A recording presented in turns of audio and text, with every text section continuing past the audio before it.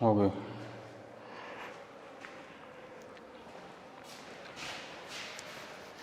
देखिए मैकेनिक्स अपने पास बुक चल रही थी यांत्रिकी, और अपन उसमें यूनिट फर्स्ट के बारे में चल रहे थे। तो देखिए मैंने तुमको बताया था कि जो अपने पास निश्चित ऊंचाई से जब अपन किसी भी अहम द्रव्यमान की वस्तु को अपन डालते हैं तो वो अपने पर एक बिंदु पर न आकर बी बिंदु पर चली जाती है। क्यों चली जाती है?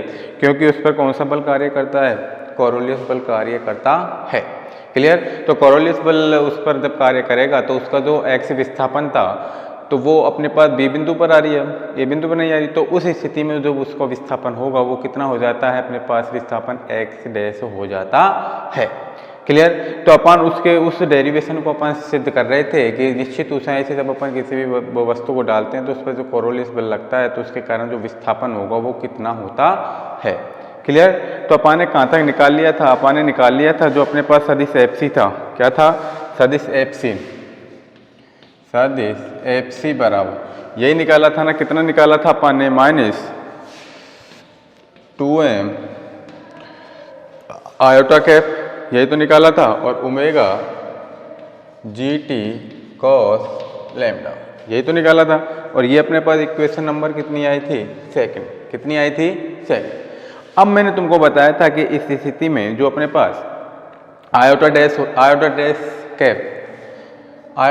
कैप हो जाता है वो कौन सी दिशा में होता है? आयोटा कैप कौन सी दिशा में होता है? पूर्व दिशा में। और जो जे कैप होता है वो कौन सी दिशा में होता है? उत्तर दिशा में होता है। क्यों? क्योंकि कोरोलियस बल के कारण। क्लियर? मैंने उसके नीचे मैंने तुमको जो 2-3 लाइन लिखाई थी, ये लिखाई थी कि आयोटा कैप और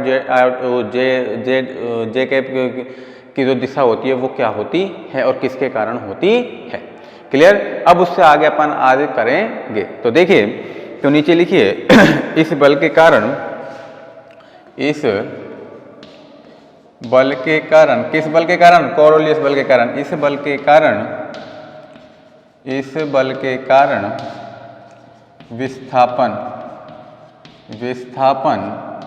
इस बल के कारण विस्थापन x डैश है, x डैश है। तो नीचे लिखिए न्यूटन के अनुसार, तो न्यूटन के अनुसार जो अपने पास कोरोलियस बल होता है वो कितना होता है? सदिश एफसी बराबर कितना होगा? बताइए न्यूटन के अनुसार कितना होता है? m into d² x dash upon dt upon dt²। Equation number 3। तो न्यूटन के अनुसार जो कोरोलियस बल होता है वो कितना होता है? सदिश एफसी बराबर m d² x dash upon dt²। Clear? तो नीचे लिखिए समीकरण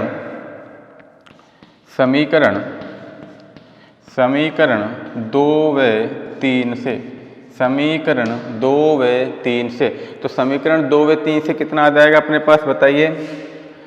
m d² x dash upon dt² बराबर कितना आ जाएगा? -2m iota cap omega GT cos lambda.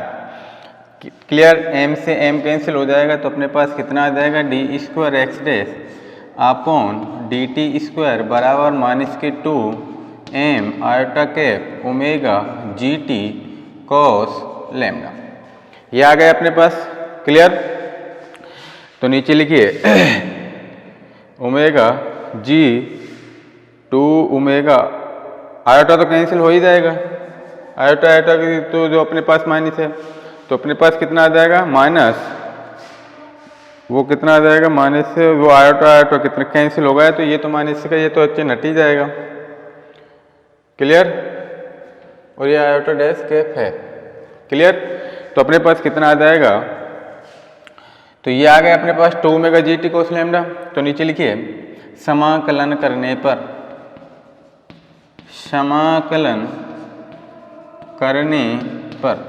अब जब मैं इसका समाकलन करूंगा तो कितना बच जाएगा अपने पास? dx डैश अपॉन dt बराबर कितना रह जाएगा? बताइए।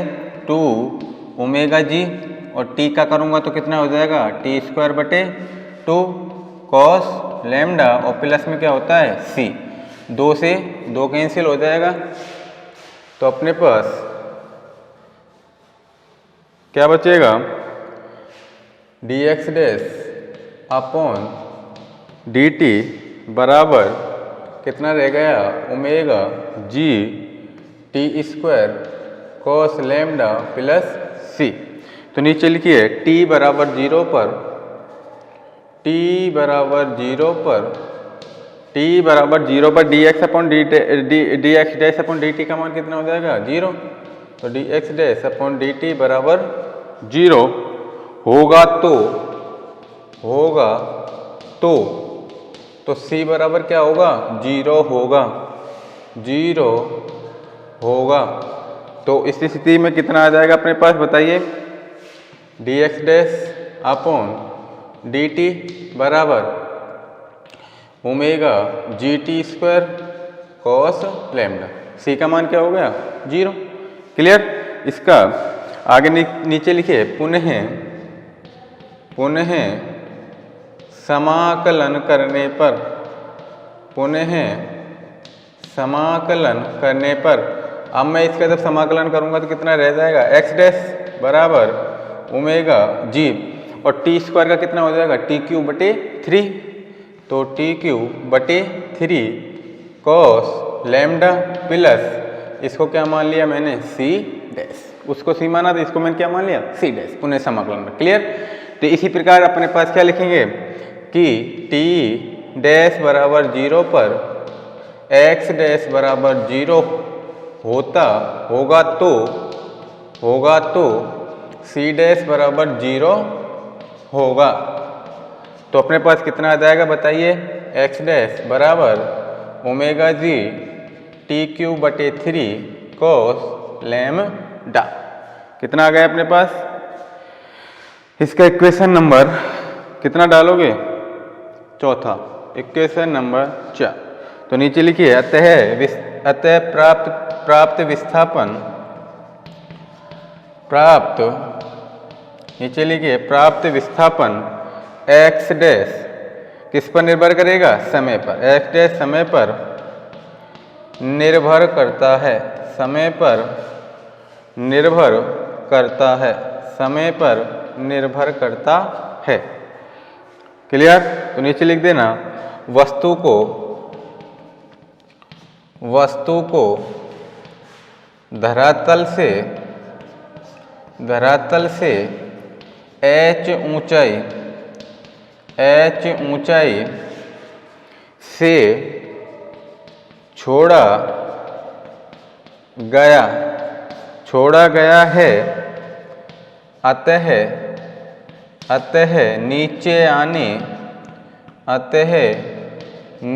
आने में लगा समय कैसा होगा, निश्चित, लगा समय निश्चित होगा, निश्चित होगा। नोट डाउन कर लीजिए, दोबारा समझा दूंगा, निश्चित होगा।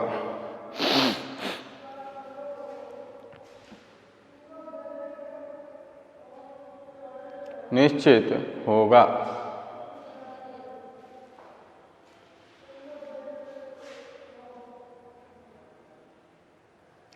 देखिए, मैंने जो तुमको कोरोलियस बल बताया था, जो अपने पास एक्स विस्थापन था, तो उसके लिए जो अपने पास कोरोलियस बल निकाला था, तो वो कितना निकाला था, सदिश एफ सी बराबर -2m iota dash cap omega G T cos lambda. Clear. अब मैंने इस बल के कारण जो विस्थापन लिया है, इसको क्या मानूंगा मैं, एक्स डैश। एक्स के तो लिए निकाल लिया था, ये निकाल लिया था, अब इसके लिए मैं क्या मानूंगा, एक्स डैश। तो एक्स डैश के लिए जब मैं मानूंगा तो अपने पास एफ सी होगा, जो कोरोलियस बल होगा न्यूटन के अनुसार, वो कितना होता है, सदिश एफ सी बराबर M D square X dash upon D T square. इसको और इसको क्या कर, समीकरण 2 में क्या कर लिया, 3 से इसके इक्वल, इसको इसी माइनस का जो आयोटा डैश कैप के हिसाब से क्या हो जाएगा, हट जाएगा। तो कितना बच जाएगा, 2m iota omega G T cos lambda. Clear. कितना रह जाएगा, 2m, ये तो आयोटा हट ही जाएगा प्लस के हिसाब से। क्लियर। तो अपने पास कितना आ गया, m से m कैंसिल हो गया, तो कितना हो गया, D square X dash upon D T square बराबर 2 omega G T cos lambda. इसका क्या कर दिया मैंने, समाकलन कर दिया। समाकलन करूंगा तो कितना आ जाएगा, यह। क्लियर। अब जब अपने पास ये आ जाएगा तो अपने पास 2 से 2 तो ये कैंसिल हो गया था, ये बचा कुछ आए वो क्या है ये। अगर जब t का मान क्या है 0 तो dx अपॉन dt बराबर क्या होना चाहिए 0। अगर जब dx स्क्वायर अपॉन dt बराबर 0 होगा तो c का मान कितना हो जाएगा 0। तो अपने पास कितना आ गया, वो c का मान क्या हो गया 0 और वो इक्वेशन बन। इसका फिर मैंने क्या कर लिया है, पुनः समाकलन कर लिया है। पुनः समाकलन करूँगा तो ये आ जाएगा। इसी प्रकार जब t डैश का मान जब मैं 0 लूँगा तो x डैश का मान कितना हो जाएगा 0। जब 0 लूँगा तो c डैश का मान कितना हो जाएगा 0। क्लियर। तो अपने पास जो इक्वेशन बनेगी वो कितनी बनेगी, x डैश बराबर कितनी बनेगी ओमेगा जी टी क्यू बटे 3 cos लैम्डा। क्लियर। अब मैं कह सकता हूँ कि जो प्राप्त विस्थापन x डैश है वो किस पर निर्भर करेगा, समय पर। वस्तु को धरातल से h ऊंचाई से छोड़ा गया है तो अतः नीचे आने में लगा समय कैसा होगा, निश्चित होगा। अब अपन क्या करेंगे, गति के जो दो अपने पास द्वितीय समीकरण होता है वो क्या होता है, उस हिसाब से अब आगे चलेंगे। क्लियर, उतार लिया होगा। चलिए इसका ये पार्ट मिटा रहा हूं मैं। तो नीचे लिखिए गति के द्वितीय समीकरण से, लिखिए गति के द्वितीय समीकरण से, गति के द्वितीय समीकरण से।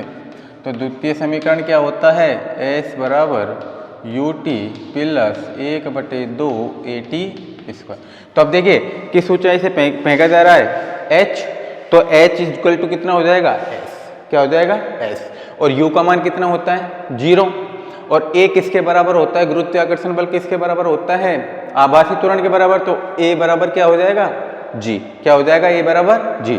तो नीचे लिखिए s बराबर h, s बराबर h, u बराबर 0 तथा a बराबर g। क्लियर। इन तीनों मानों को क्यों लिखा है मैंने, क्योंकि किस ऊंचाई से फेंका जा रहा है h ऊंचाई से, तो s बराबर क्या हो जाएगा h। और उस पर मैंने तुमको पहले पिछली वीडियो में बताया था कि वहां पर जब अपन ने गुरुत्व त्वरण और उसके लिए आभासी त्वरण के लिए जब उनका मान निकाला था तो मैंने u का मान कितना लिया था 0, और गुरुत्व त्वरण जो होता है वो आभासी त्वरण के क्या होता है बराबर। तो इसलिए a बराबर क्या हो जाएगा g। क्लियर। तो अपने पास इनका मान जब मैं इसमें रखूंगा तो कितना हो जाएगा h बराबर इसका मान 0 और इसका मान कितना हो जाएगा 1/2 gt स्क्वायर। कितना हो जाएगा h बराबर 1/2 gt स्क्वायर हो जाएगा। अब इसको मैं इस प्रकार भी लिख सकता हूं कि 1/2 gt स्क्वायर बराबर h। अब मैं यहाँ से किसका मान निकाल लूँ, टी स्क्वायर का। तो टी स्क्वायर बराबर कितना आ जाएगा बताइए मेरे को, 2h बटे g। कितना हो जाएगा 2h बटे g। तो अपने पास कितना आ जाएगा t बराबर कितना आ जाएगा बताइए 2h बटे g की पावर कितनी हो जाएगी 1/2, 1/2। क्लियर। नीचे लिखिए जो प्राप्त मान, ये मान t बराबर प्राप्त मान समीकरण 4 में रखने पर, अब मैं इसके मान को t बराबर इसमें रखूंगा इक्वेशन नंबर 4 में, तो अपने पास कितना आ जाएगा बताइए, कितना आ जाएगा बताइए, x डैश का मान कितना आ जाएगा, x डैश बराबर कितना दे रखा है ओमेगा जी बटे में क्या लगा सकता हूं मैं 3, और ये कितना हो जाएगा 2h बटे g की पावर कितनी बन जाएगी 3/2, और कितना रह जाएगा cos लैम्डा। इसको चौखाने में बंद करते हैं।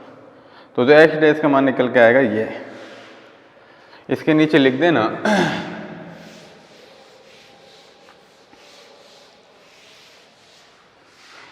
लिख देना वस्तु को धरातल से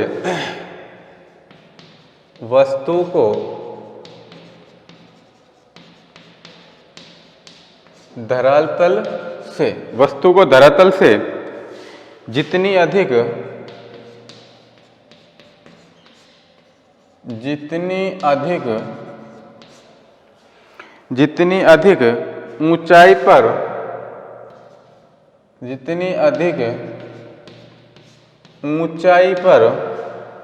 जितनी अधिक ऊंचाई पर ले जाकर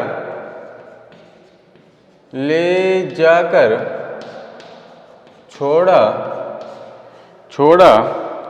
जाएगा, छोड़ा जाएगा, जाएगा कोरोलियस बल के कारण, कोरोलियस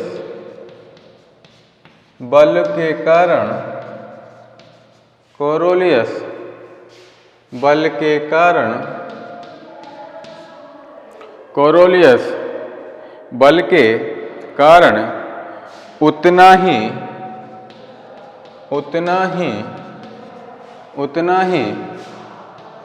क्षैतिज विस्थापन, उतना ही क्षैतिज विस्थापन, उतना ही क्षैतिज विस्थापन होगा, होगा, होगा। यह क्रिया, यह क्रिया, यह क्रिया कम ऊंचाई के, यह क्रिया कम ऊंचाई के नगण्य होती है, नगण्य होती है, नगण्य होती है। नोट डाउन कर लीजिए।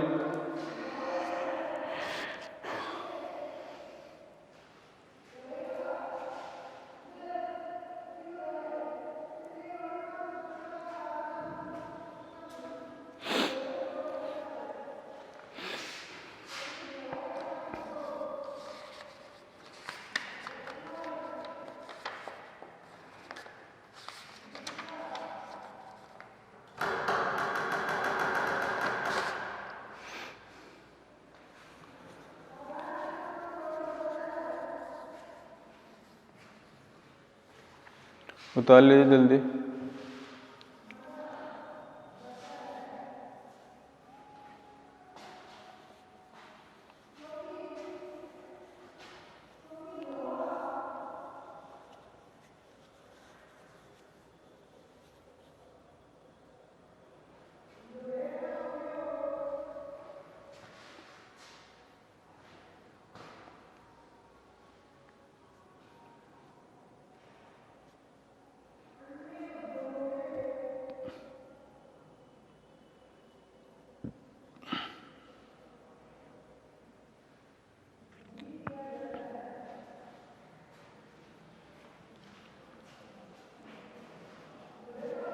नोट डाउन कर लीजिए जल्दी।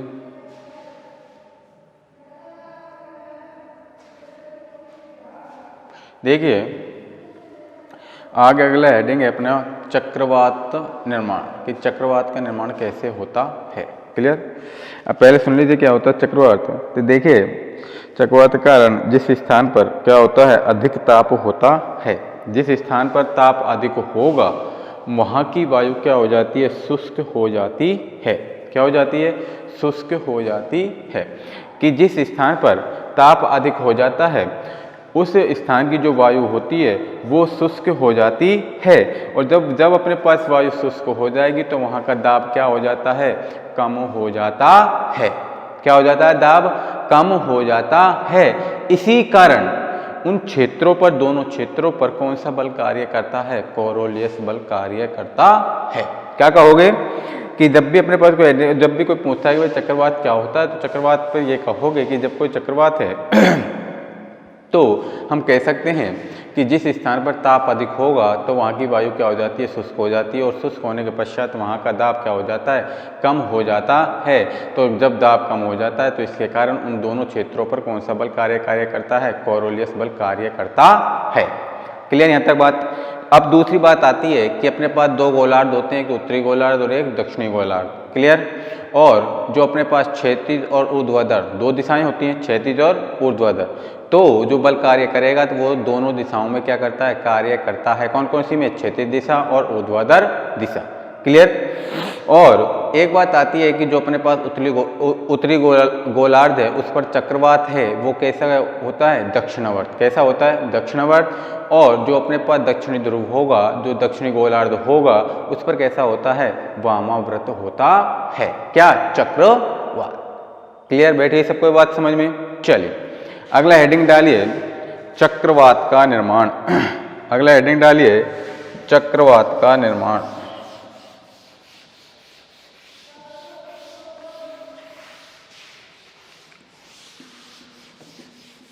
हेडिंग डाल लीजिए चक्रवात का निर्माण। हेडिंग डालिए चक्रवात का निर्माण। ये लास्ट तुम्हारा टॉपिक बचा इस यूनिट का, चक्रवात निर्माण। चक्रवात निर्माण लिखिए इसमें, जब किसी एक स्थान पर जब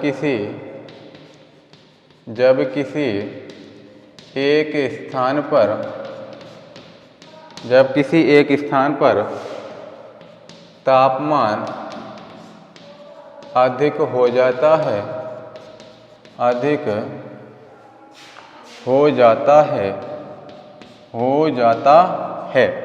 तो वायु क्या हो जाती है, हो जाता है तो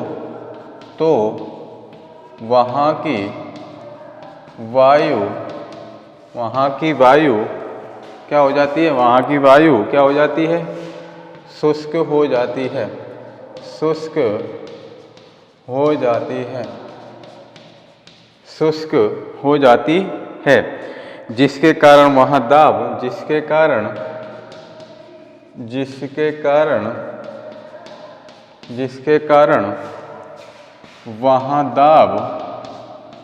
वहाँ दाब कम हो जाता है, जिसके कारण वहाँ दाब क्या हो जाता है, कम हो जाता है, और आसपास के धूल के कण आसपास के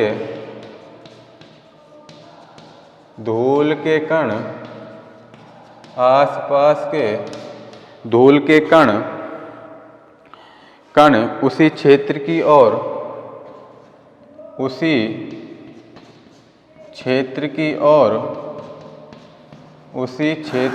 ओर गति करते हैं।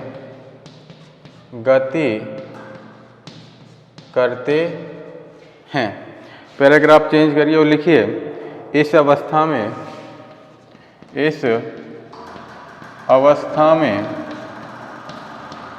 क्षैतिज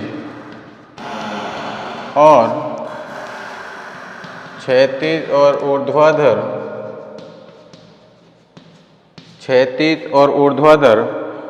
कोरोलियस बल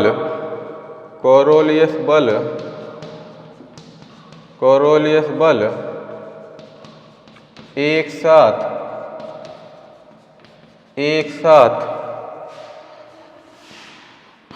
कार्य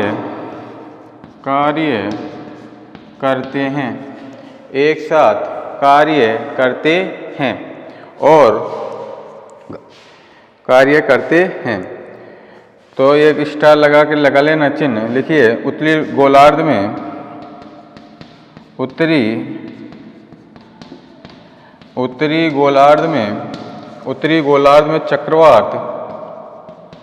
चक्रवात दक्षिणावर्त दिशा में घूमते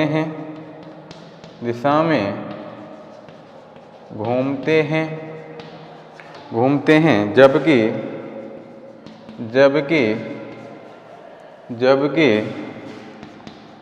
दक्षिणी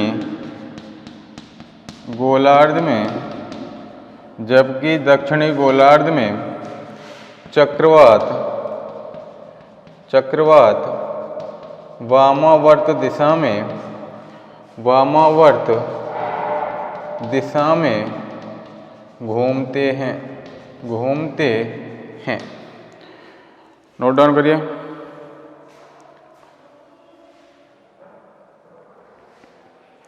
चक्रवात वामावर्त दिशा में घूमते हैं। नीचे लिख देना, चक्रवात अधिक तापमान वाले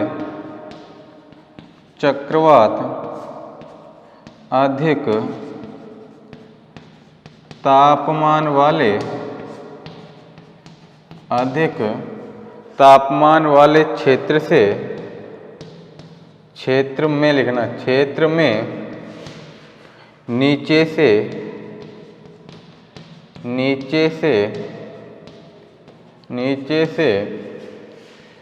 ऊपर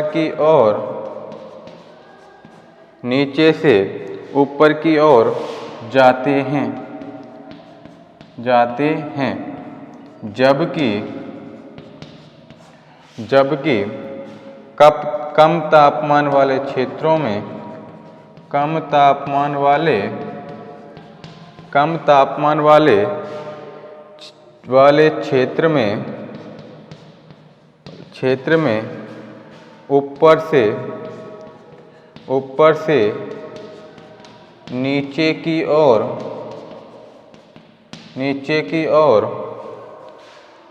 जाते हैं, नीचे की ओर आते हैं।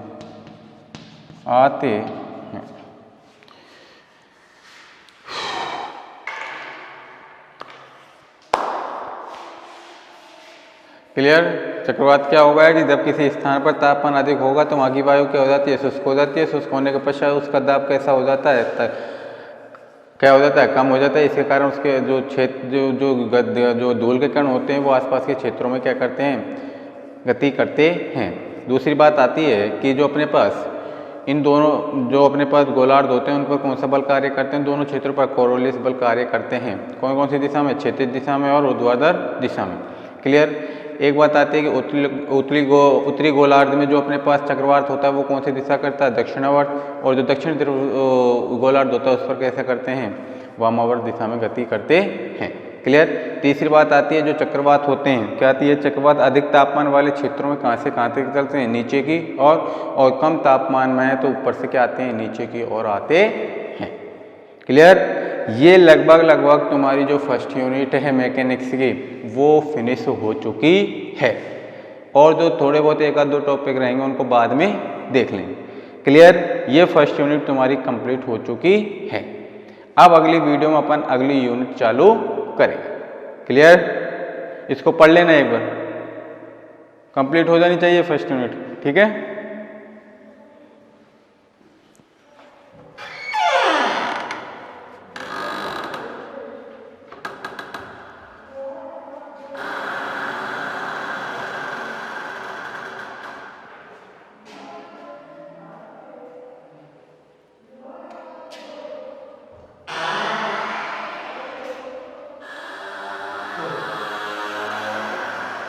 बंद कर दो।